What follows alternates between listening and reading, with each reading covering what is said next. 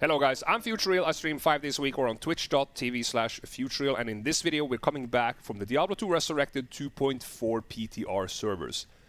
Today is the Necromancer we're gonna test, and it's the 2 builds Summon Necro that has changes to the mages, and it's also the Poison and Bone Necro with Bone Spear and Bone Spirit. These 2 builds have historically been kind of like B-tier builds, maybe B+, and we're gonna see if anything has changed in that regard. If you enjoyed the video, leave me with a like and a subscribe, and also put your comment down below for what you want to see in the next video. Until then, take care, and I will see you soon.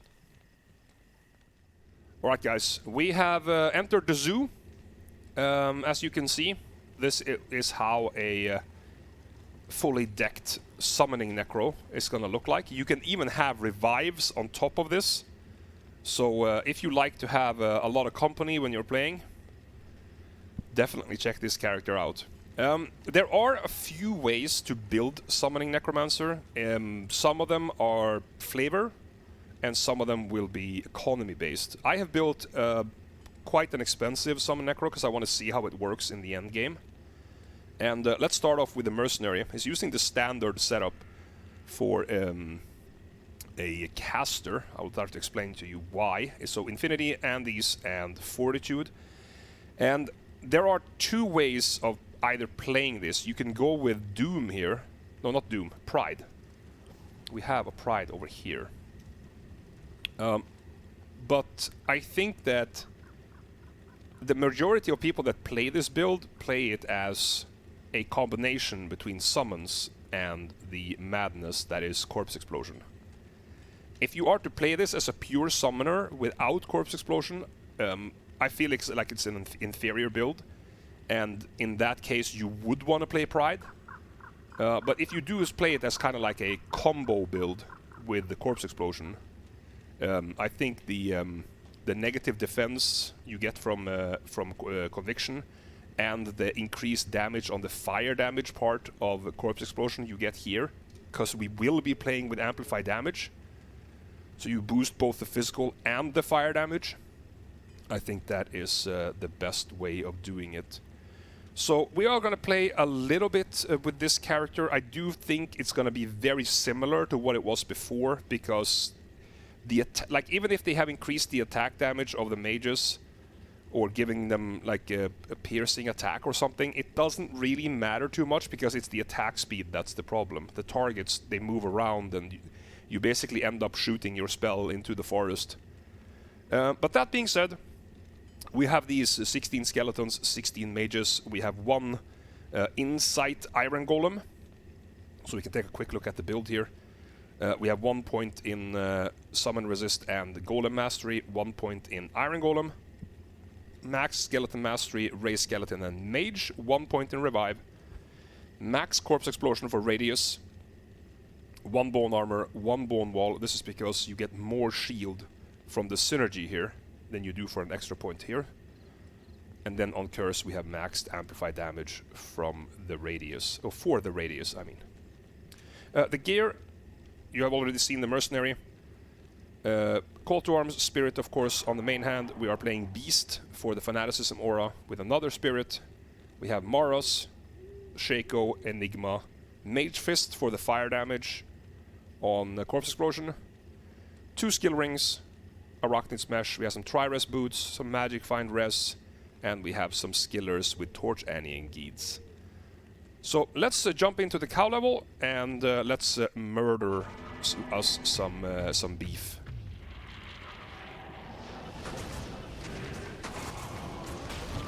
So yeah, so you can basically see what happens here, right? We teleport.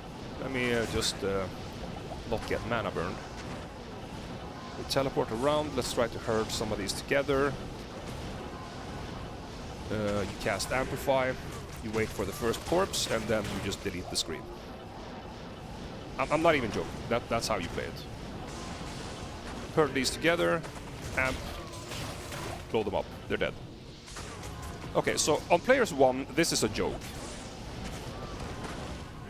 This build is unbelievably strong. Look at this. Like, it's almost like we're on normal. We are actually in fact on hell.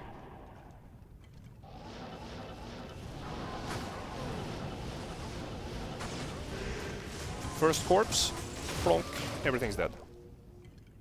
Okay, now let's try to show what this would look like on players 8, because we had some discussions in the chat here, saying that it's not that good on players 8. Okay, so let's see how good it is on players 8. Let's move away from this. Make sure we go to an area that has not been loaded yet. Okay, here we are. That's a huge pool. Huge pool. Okay. Amp. And we have the first corpse. And game is over. Nah, this doesn't scale too good, guys, does it? I'm not sure this scales really well, guys.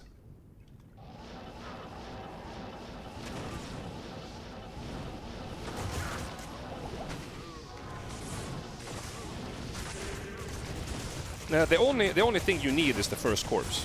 As soon as you can cast Corpse Explosion, it's just good night, Betty.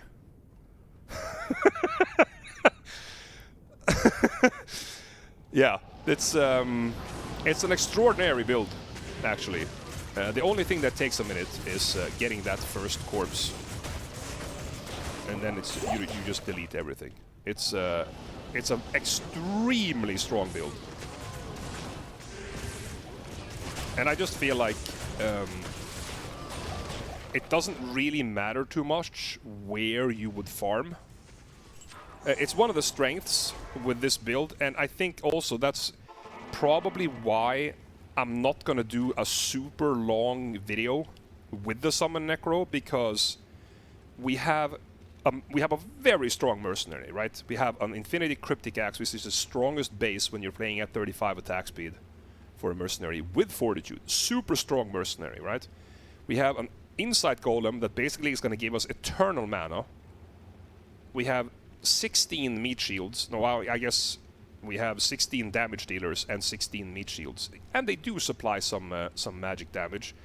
And we have an enormous amplified damage radius. You can basically farm any area in the game with this character. Absolutely any area. It does not matter where you go. You also have revives. I purposefully did not summon the revives because it's even more stuff that you can have on this build. We did put 1 point in revive. Let's do Dclone, and I will show you how this build fares against Dclone. And this, we're gonna do this. Of course, we're gonna do this on players 1. No need to be silly. And purposefully, again, we are not going to use revives. So we're gonna try to do Dclone without revives. If we can't do it, we will jump back to Durance of Hate and pick us up some Erdars, and then we will go back to Dclone. So we're gonna try without first, and then we will see.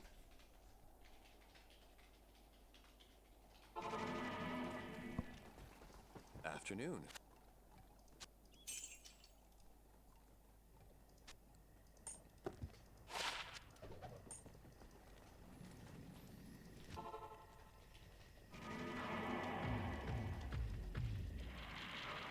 Okay, I think he should be here, yeah? If we can get him to come a bit closer, that would be magic.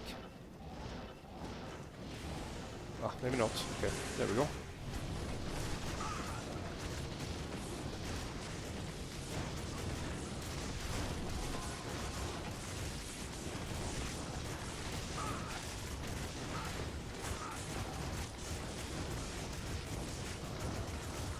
That is Dclone without Crushing Blow. Wow!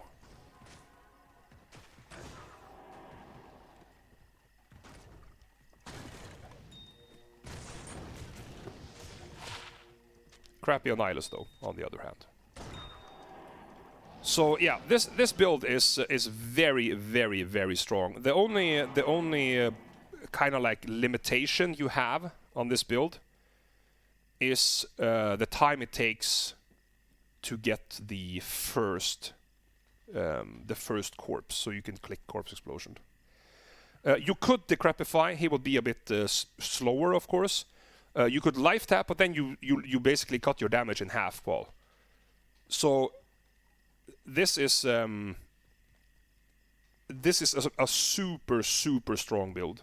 And as I said, we did not utilize our revives at all. So the way you would play this normally is that you would create your game, you would jump to the pinball portal, and revive the corpses, the free corpses in there. Then you would kill Pindle, portal back to Act 5, and then you would go to your desired area. It's faster to go and pick those corpses up for free and kill Pindle than for you to create your own corpses. So that's the way to do it. And then you can pretty much go to any area in the entire game. This build is unbelievably strong. Obviously, to have your units kill the first target this fast, the Beast helps a lot. It is a burr rune, I know. Until you can afford Beast, you would play Heart of the Oak instead. So basically, you can replace the Beast with Heart of the Oak until you can afford the Beast. And you could just play a random high damage weapon. Maybe something like a Obedience on your mercenary until you can afford Infinity. Because basically the majority of the damage happens after you get the first kill. So the big AoE effect is from Corpse Explosion is how you play this build the fastest. You can definitely play Pride. We have one here. The only issue with playing Pride is that you lose 50% of your damage on. You lose more than 50% of your damage on Corpse Explosion. That's the thing. This doesn't benefit the army very much, except the fact that it's a very high damage weapon for the mercenary, and it's the first corpse you need. You like if you have 1,000 mobs, right? If you have 1,000 mobs around you, you only need one kill. When you have one kill and you can click Corpse Explosion, it's good night. That is deleted. So you don't really care about having like high sustainable DPS. You just need burst. If you have burst to take down one target immediately, you blow up the entire screen. And the thing that would happen with Pride is that you would have higher, kind of like, you would have higher steady DPS because every single one of your melee summons would have a little bit more damage. But the Pride, as you can see it, is a lot lower damage. It's only 200 max damage, right? Compared to you have almost 900 on the Infinity. So it's actually if you had let's say you have a target dummy. If you have a target dummy and you are using Pride, you would have higher DPS. But if you have a burst competition to see how can you get the first corpse, Infinity is gonna win. Yeah, exactly, and that's also a very, very important thing that Narf is saying here. Doom has freezes target, so freezes target +3. It says right here, and that means that a large proportion of the targets that you're hitting is going to shatter. It won't be possible to corpse explode them.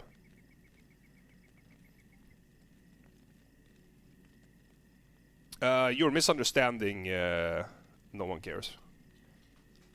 Paul is absolutely right here. You're misunderstanding what he's saying. Corpse Explosion is what Infinity boosts, because Corpse Explosion is 50% fire damage and 50% physical damage. So when you have negative 85% fire res on your targets, they take a substantial amount higher damage from Corpse Explosion. And that's the essential relationship in this build. So the skeletons, they're basically functioning as a gigantic meat shield. And what you are playing is technically a variety of the Corpse Explosion build. So there's many ways of playing the Corpse Explosion build. You can go Poison Nova, which is one of my favorite builds. I can put a link to that video underneath. And you can check out what I think is the strongest Necromancer build in the entire game. So yeah, that's the Summoning Necro. Let's move on to the Poison and Bone. Okay, we have changed our gear a little bit here. We do have kind of a discussion going on how to play this build, and I think there are two different ways that you can play this build. You can either go with the Infinity setup and support with Corpse Explosion, or you can go with Insight and not support with Corpse Explosion, or have a much worse Corpse Explosion. But for the testing purposes, I do choose to go with Infinity, and my gear is similar to the other build that you have just seen. It's the Call to Arms Spirit, of course. We have another Spirit on main. 220 Amulet, Shaco, Enigma, Mage Fist, 10 FCR Ring, Arachnids, SOJ, and the Tri-Res Boots. And we have a white in a +3 to Bone Spear wand. 7 Poison and Bone Skillers, some Magic Find Res, Torch Annie, and Geeds. The build that we chose to try first, and I will give some pointers here as to things that I think that you can potentially change. 1 point in amplify damage I feel like is absolutely mandatory to help yourself get the first kill by your mercenary, and it also boosts your Corpse Explosion damage. In summoning, we chose to go with only 1 point in Clay Golem and Summon Resist. I have later realized that there is a argument for going pretty much this, 1 in Iron Golem, and revives, use an Insight Iron Golem and revives to protect that Iron Golem from damage, and go the same thing you have done here in Poison and Bone. You would go 1 Bone Armor, max Wall, max Prison, max Bone Spear, max Bone Spirit, 1 in Corpse Explosion, and then the rest in Teeth. You will lose about 3 points in Teeth, but then your Iron Golem will be much safer if you have these revives to protect him, and you also get the free Insight bonus. So there's a few ways to play this. The actual build that I'm playing now might not be the ideal one, but I do suggest you to check out different builds. So we're going to take this build to the cows first. We are on players 1, and we're going to see how it fares in there with the purely Bone Spear build. So we buff up here. We don't have anything other than the Clay Golem. So we amplify and we Bone Spear. So yeah, as you can see, this works just fine. Because it becomes, as I said before with the summoning build, it becomes a Corpse Explosion build more than it becomes a Bone Necro build per se. Because you're only using the Bone Spear and your Mercenary to get the first corpse. And as soon as you have the first corpse, Corpse Explosion takes over and just blows everything up. So if we were to like take a look at it here, I'd like to herd these together. As soon as you have a corpse, everything is just dead. It's like, and this is what I've been trying to get at. I think it doesn't really matter what you play as Necromancer. You can play Poison Nova, Bone Spear, Bone Spirit, many different varieties of summons. You can also play like a mercenary-centric build. I think it's called a Fishymancer, where you basically play Breath of the Dying on your Mercenary and Beast to give the Mercenary an absolutely insane damage, and then you just Corpse Explode afterwards. You don't even need Infinity on players 1. Yes, I will do that now, Lightning TP. We are going to try to clear stuff without using Corpse Explosion. So, I'm going to show you how that looks.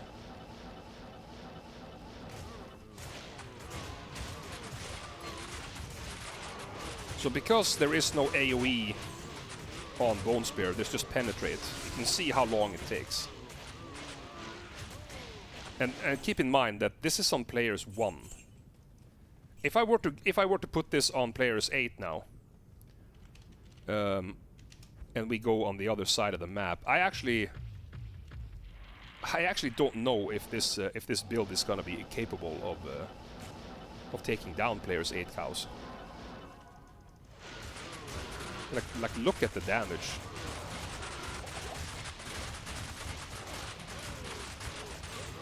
This is players 8 with no Corpse Explosion support. It just takes forever. And then as soon as you amplify and you Corpse Explode, it's good night Sally. But take a look at the difference, right? So that's what I mean. Even if they have changed the damage of the spell, I feel like it doesn't matter at all, because the fact is that the Necromancer's Corpse Explosion is so strong that basically every Necromancer build that you play becomes about getting the first target down, switching to Corpse Explosion, and blowing everything up. That's just the nature of the build. And as you could see it yourself with your own eyes, how poor the damage of Bone Spear is, even with a completely decked out character. Like we have level 50 Bone Spear. Level 50. And even with this, increased player count is absolutely useless. So by that fact, I feel like any Necromancer build is basically just how can I get to my first corpse fastest so I can click Corpse Explosion. That's basically what the Necromancer is.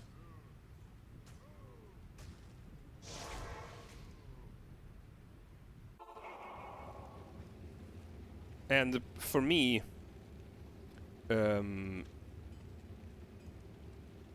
I think that personally, I really love the Poison Nova build. In my opinion, it's the strongest Necromancer build in the game. Link in the description for that video that I made. I showcased that build in its totality. But I think I'm gonna echo a lot of the stuff that I said with the Summoning Necro, as well as the Poison and Bone Necro. It doesn't really matter where you go. You can farm any area with this character. The only thing that matters is how do you get the first corpse. And then you have to supply with Corpse Explosion, and that's how you farm with this character. We can do a Chaos run real quick to test out the boss damage. But I do fear that the boss damage is not going to be amazing. But let's head over there and let's do a quick Chaos run. We're just gonna do far teleporting from the start, because we are playing Enigma, of course. All right, so we're doing a Chaos run here to test out the boss damage. Let's just do far teleporting all the way.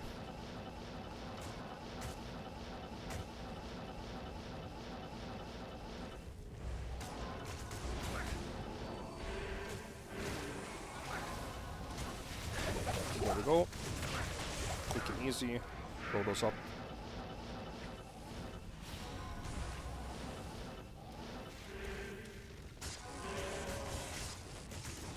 One corpse, please. I need mana. There we go.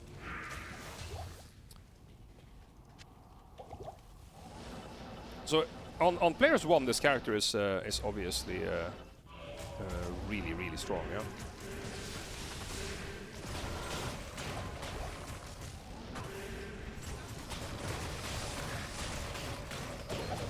Alright, so that was the Chaos run. Let's see how we do against Diablo himself. I feel like the damage on players 1 should be quite good. Yeah, you can see it for yourself. Getting a little bit wrecked on resistances, but that's fine. So the damage on single target, oh, that was on players 1, but the damage is really nice. Well, let's see if we actually got something cool here. Got a ring.